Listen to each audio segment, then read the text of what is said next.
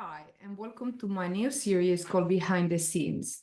My creative practice is sitting on three major pillars. The first one is sharing my knowledge. The second one is never stop learning. And the third one is creating emotion through my work. Based on the first pillar, I'm going to be sharing with you some creative projects and the thought behind it, also the technique, the tools behind it, and how we started from the briefing stage through the execution and the final outcome. So today I'm going to be sharing a calligraphic editorial that has been recently awarded. And I'm going to talk to you through all these three major stages. So let's go. I'm going to be sharing the screen now.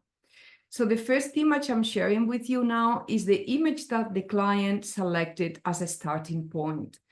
Recently, Pentagram reached out and asked for a calligraphic editorial and selected this image from my website.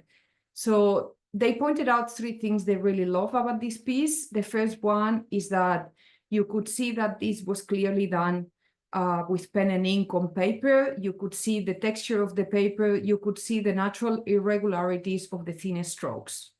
The second one is this subtle gradient color coming naturally from the ink, which is walnut ink, and it's clear on the thin strokes and going darker on the down strokes. And the third point is that the piece is ornamented, but not in a very 18th century English roundhand style, but in a contemporary way. So as you can see, there is some custom descenders, custom exit strokes, and custom ascenders. So based on this image, they provided the content, and the next step now, I'm going to be sharing with you the execution. So how I started working on this piece. So I'm going to be sharing with you now my table, because a lot of the process that went into this piece happened by hand. So they provided the final content, which is the most important to start working. This is the heading, which says, "We are all just reading with one another." This in here that you can not see very well because it's a very light pencil mark is the subheading, and then the credits of the calligrapher, which is myself, and the illustrator, which is Andre Carrillo. Now, in here, what I'm doing is pencil work on paper. I'm purely familiarizing with the letters I need to work with and the pairs of letters I'm going to be studying, which letters are going to be capital letters, and where I'm going to have opportunities to enlarge and create extensions. So this is the very first, very rough, very quick pencil sketch. And now we move into the second one. So obviously, the format of the page is vertical, so it's portrait. This is going to occupy a lot more space. So I'm breaking the title into 4 lines and understanding where are the spaces and which descenders and ascenders I am dealing with and where I can add customization. I'm starting to work a little bit more in detail with the subheading and understanding what the credits are going to look like in here. That's the second step. Now let's go into the third step. The third step is again repeating the composition. This time I'm centering the heading and I'm adding more detail into the subheading and also in the credits. From here, I know that the piece is going to come with some ornamentation. So the first step that I'm approaching is that I scan what I did with pencil, and I simplify the subheading and integrated some of the credits inside the piece and added some flourishes with pencil as well and mixing everything in here. This is the first version I showed to the client. And the feedback from the client was that they want to see ornaments all around the page, so all coming to the margins of the page. And they also want to see if we can integrate the subheading more into the piece. So I keep working on it Now, this is another pencil sketch where I brought up the subheading up and integrated flourishes underneath as well.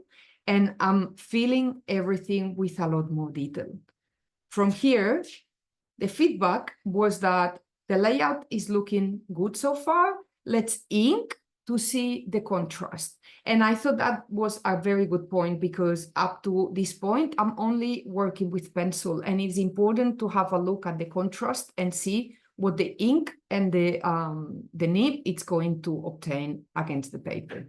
Now, this inking piece is done with this tool called Hand 101. It's a pointed flexible steel nib. And the ink I used is Walnut ink, which you can see in my regular work everywhere. So if I go in and zoom in, you can see the direct work of the ink on paper is working fine. There is good contrast. The thins are coming very thin. It's lovely organic lines coming through. So there is no vector perfection at all, which is what they were looking for. And the gradients of the ink are coming through. The feedback at this step, let me go back. The feedback at this step is that they just received the illustration working on the right-hand side. And so the illustration has a lot of energy, has also very sharp corners. And they are asking me if we can integrate sharp corners and strongest energy into this piece. So what I did is modified the lettering and working directly with the pointed pen to make sure that I understand the capacity of this nib to infuse more energy and more sharp corners. So in here you can see that I have broken the cursive ductus into individual strokes. So the R finishes at the bottom, stop with a pointy ending, and then creating a new stroke coming up. The same happens with this N. The cursive stroke comes into two independent strokes, and also I'm increasing contrast. So now the down strokes are heavier, and I am acquiring this high contrast by passing down twice the nib on the down strokes.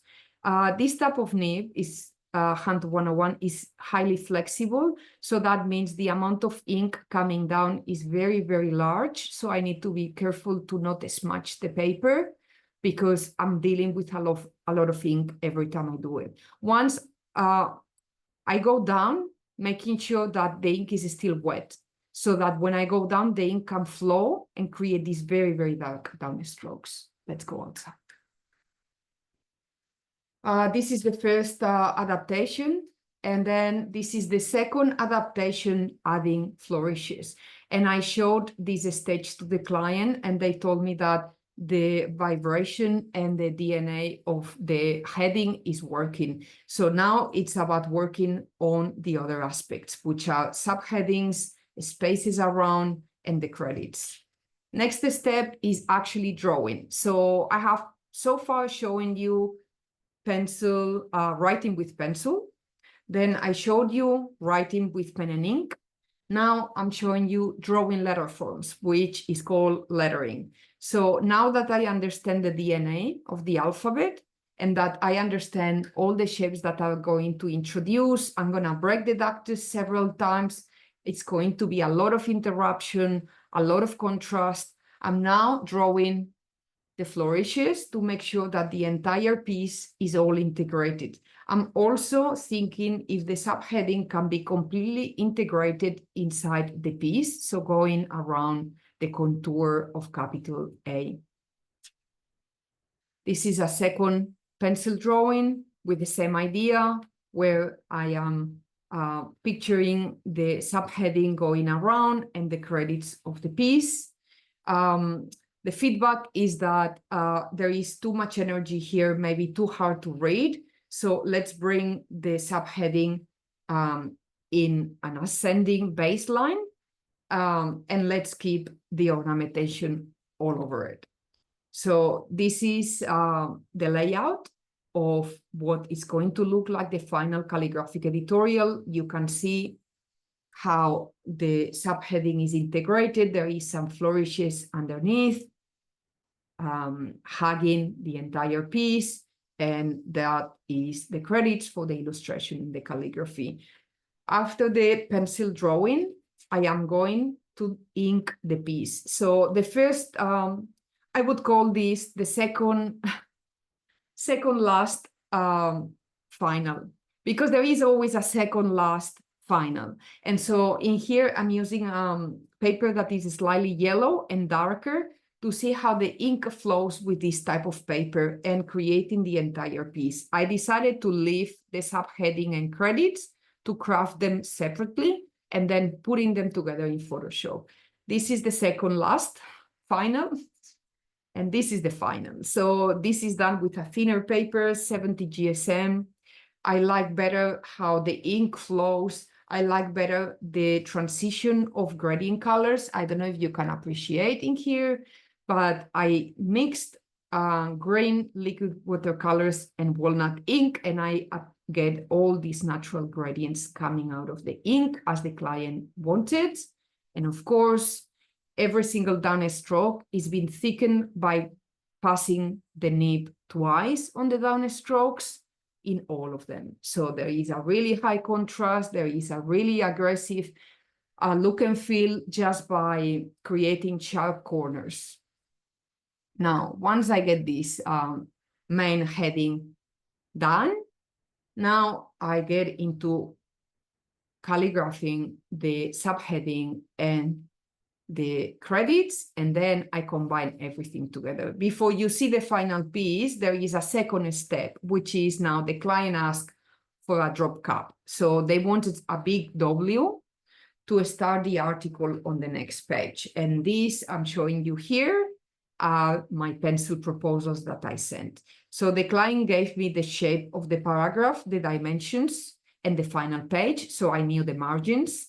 And so knowing the contour of the paragraph, of the typography, I started filling in a lot of spaces, just following the same look and feel as the calligraphic editorial. So you have version 1 and 2. I also showed a simplified version, so less ornamentation, version 3, version 4, and version 5. And the client went with this version.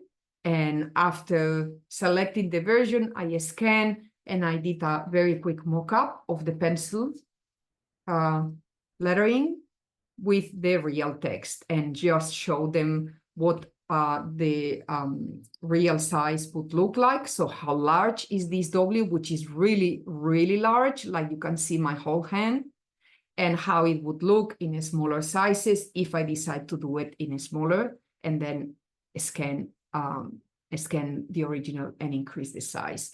So I work with large sizes, and I did several attempts, and I selected the best one. And now I'm gonna show you the final result. So I'm gonna stop my desk for a second. And now what I'm going to show you is the final piece. So I'm gonna share my screen again.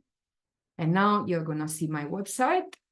And I'm going to this piece. So this is the final calligraphic editorial. So you can now see the illustration on the right-hand side.